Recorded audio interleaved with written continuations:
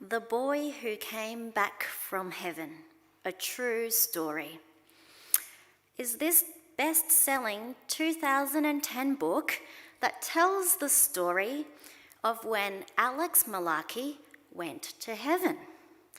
It all started with an out-of-body experience following a car accident where Alex saw himself and his father being rescued by angels. He describes passing through the gates of heaven, meeting Jesus, and meeting the devil multiple times on these return trips back and forth from heaven. This book sold 112,000 copies in its first year and won a Platinum Publishing Award. Heaven is for real. Heaven is for Real, a little boy's astounding story of his trip to heaven and back, is another book in the same genre. The little boy, Colton, underwent an emergency appendectomy, and then months later, he began speaking about the time when he left his body when he was in surgery and went to heaven. Colton saw Jesus riding on a rainbow-coloured horse and sat in Jesus' lap while angels sang songs around him. This book reached number 1 on the New York Times list in 2011. And by 2014, 10 million copies had already been sold, earning it not just the Platinum Sales Award, but the Diamond Sales Award. And the feature film based on this book raked in $101 million at the box office. Not wanting to be outdone, in 2018, Bart Simpson also purported to have gone to heaven. It's true, I'm not telling a lie. So Bart, being the prankster that he always is, he was in a prank that went wrong, woke up in hospital, and invented so many lies about having gone to heaven that some Christian movie producers turned up at his house. And so while they were negotiating a deal, Bart realised the power he had, and so he makes his terms known. Being the little prankster that he is, he had these conditions. Number 1, that Homer Simpson, his father, must work on this project with his arch nemesis, Ned Flanders, and they have to hold hands while they work. Number 2, that Homer Simpson has to take Ned to 10-pin bowling and tie Ned's shoes and kiss Ned's bowling ball. This is the mind of like a 10-year-old boy, right? Number 3, that Homer must not be allowed any snacks while he works on the set except celery sticks. So, let me ask you, what are the mountaintop experiences for? And on the contrary, on the converse, what are the valley experiences for when you're suffering in the trenches? In this chapter of 2 Corinthians, Paul talks about both. Paul talks about the heaven experiences that he had and then his thorn experience. So one being an extraordinary highlight and the other a humbling lowlight. So, first, his heaven experience. So while the parents of these book deal families would go on every talk show, every interview to boost their sales, our friend Paul the Apostle is as far the other way as you can get. Right? He is so media shy, it's not funny. And you can sense his discomfort in the opening chapters of this the opening verses of this chapter, right? He says, there is nothing to be gained by this. I don't want to do this. I hate myself for sounding this way, but I'm forced into this boasting. And he's been forced into this position by the Corinthian church. You see, they used to respect him. He was a mentor of sorts back in the day, but now they look down on him, because he doesn't boast like the other impressive guys do. But Paul, he also realizes that, if he doesn't speak into their lives, he's going to lose this church altogether. And so he needs to give them a reason to listen to him. So as much as he hates to go down this line, as much as he hates to boast, he must go on so that there would be a chance that they would change their minds. And did you notice this other thing, that Paul can't even talk about his heaven experience properly, right? He uses that phrase, I know someone that this thing happened to. So when do we ever hear that phrase being used, right? I know of a man, I know so-and-so. It's when the speaker doesn't want to be identified, right?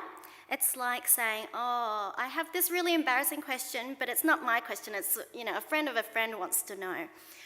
Paul is cryptic, and he's reticent, he's vague, and he would be terrible on a talk show. But what's more, he's close-lipped about the details that he experienced. In verse 4, Paul says he heard inexpressible things. And the audience is like, ooh, what? What did you hear? Things that no one is permitted to tell, he says. He's not going to share the details with us. So I go back to my opening question. What are the lofty experiences of God for if you're not supposed to be telling anyone about them? Paul's answer, the unforgettable experience that he had 14 years ago, he probably remembers it to the day, was God personally, particularly and graciously reaching into Paul's life. It was an act of God for no one other than Paul and Paul alone. And God needed Paul to know that he loved him, not just with a general love for humankind because God is the man up there and he's meant to love everyone, but specifically Paul, unmistakably Paul, especially Paul. You see, God is a personal God. He's not just a religious program. He's not into the number of converts. He's into you. He's into the individual. Augustine, in his Confessions, says this. I'm going to try to say this quote in our modern day English. He says, "Oh, omnipotent good," so the all-powerful good God, "you care for every one of us as if you care for him only, and for all as if they were but one." The Christian faith, it's always been an experiential thing, not just a head knowledge thing, but something that we feel. And it may not be this dramatic, it may not be an ecstatic vision or hearing God's audible voice, but for every single Christian, at some point, the love of God has to switch over from just an idea to being a personal revelation of his love for you. James Baldwin puts it this way. He says, "Salvation is as real and mighty and impersonal as the rain, but it is as private as the rain on one's face." Have you felt the rain of God's love fall on your face?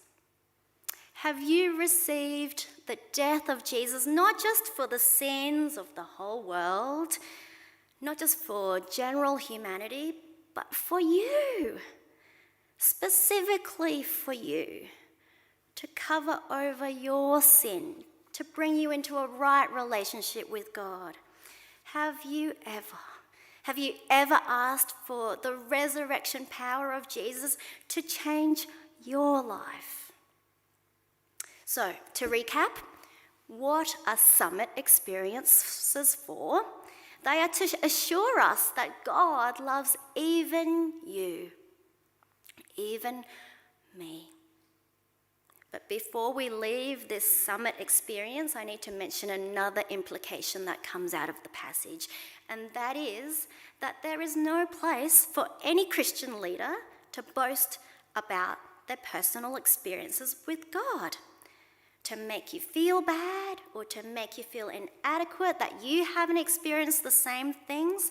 Paul says in verse 6, I refrain, right? He refrains from boasting, so no one will think more of me than is warranted by what I do or say, or because of these surpassingly great revelations. Apostles, spiritual leaders, pastors, elders, we are to be assessed by our life and doctrine, and private encounters with the Lord are frankly no one else's business. So I wish for your sake that my sermon could finish here and I could just trot back down to my seat, but I can't. Not in good conscience, because Paul does not end on this high note. Paul segues to his low point. Verse 7, therefore, in order to keep me from being conceited, I was given a thorn in my flesh, a messenger of Satan to torment me.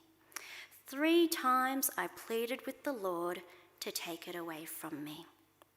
So, immediately after his mountaintop experience, God allows him to experience a thorn. And our instinct is to ask, ooh, what is it? What is the thorn? Tell me all the gory and juicy details. But maybe it was in the wisdom of God that Paul never shared the exact problem with us. Because if we knew, you know human nature, we'd go, well, that doesn't speak into my life. My problem that I struggle with is so much different, is so much worse, so doesn't say anything to me at all. But what we know is that it really tormented Paul. It wasn't a small deal. And so Paul asks God 3 times. He basically begs God to take it away.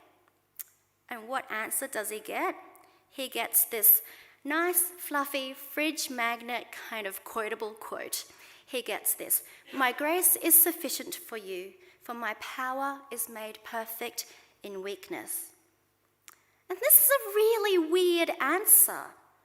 In law, in legal thinking, we call it a non sequitur, okay? The thing does not follow.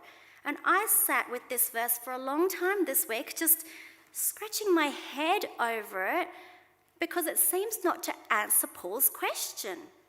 So, verses 8 and 9 play out a little bit like this. So stay with me as I explain, as I work this out. It all starts with Paul, right? Paul says, God, you know that thorn? I've had enough. Please remove. Thanks. And God comes back with, my grace is sufficient for you. You know, the quote on the fridge magnet, the quote on the hoodie or on the calendar. For my power is made perfect in weakness. So here I am imagining Paul going, are you there? Did you get my earlier message? Because that's what I'm trying to talk to you about, God. God, my grace is sufficient for you, for my power is made perfect in weakness. Paul.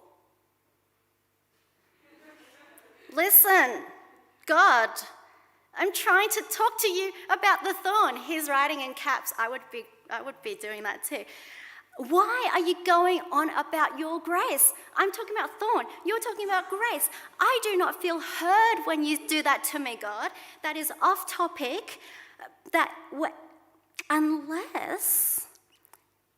Unless the thorn and God's grace is 2 sides of the same coin. You see, the thorn is one way of talking about the issue. It's the negative way, yeah? It's Satan's way. Satan loves kind of, bringing the complaints, bringing the negativity, see how hard it is, see how painful things are for you. God couldn't possibly love you if he allowed this thorn to stay in your life. When God, he isn't going off topic. He knows what Paul is addressing with him. He just doesn't define it in the same way. He refuses to define it in the same way. God is saying, it's not just a thorn, Paul. Open your eyes. There's more to it than the thorn. There's something that you are not seeing in this situation.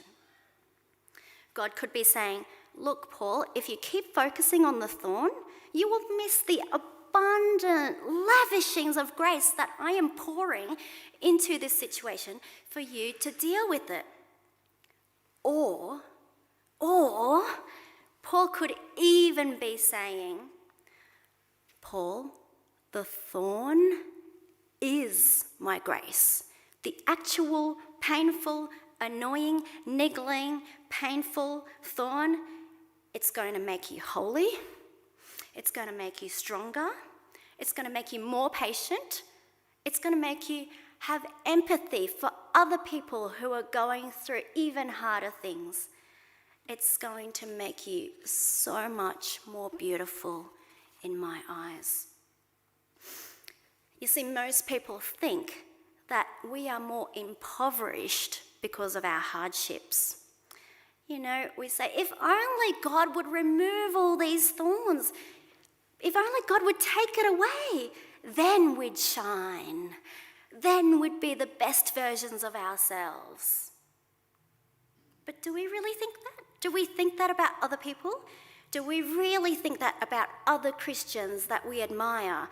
Like Joni Eareckson, you know who I'm talking about? Joni Eareckson, who's been such an encouragement to the Christian world, but she's been a quadriplegic for 56 years. What about Dietrich Bonhoeffer, right? The pastor, the theologian who was a prisoner of war by the Nazis and was finally executed by the Nazis? What about everyone who was listed in Fox's Book of Martyrs? Bishop Latimer, Bishop Ridley, men who were burnt at the stake for confessing Jesus. What about missionaries who have lost everything in their service? Elizabeth Elliot, you know who I'm talking about, whose husband was killed by natives that they were trying to minister to. What about Gladys Staines, the Australian missionary, who in one day lost her husband, lost her 2 boys because they were burnt alive by militant Hindus? You think all these Christians are lesser versions of themselves because of the hardships that God allowed in their lives?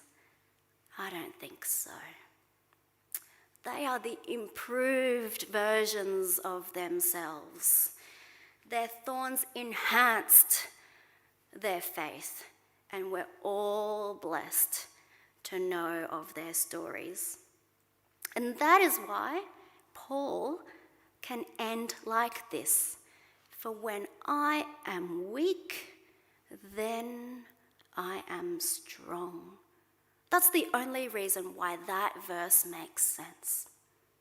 Friends, we are not worse off because of our thorns, because God says we are refined, we are perfected by our thorns.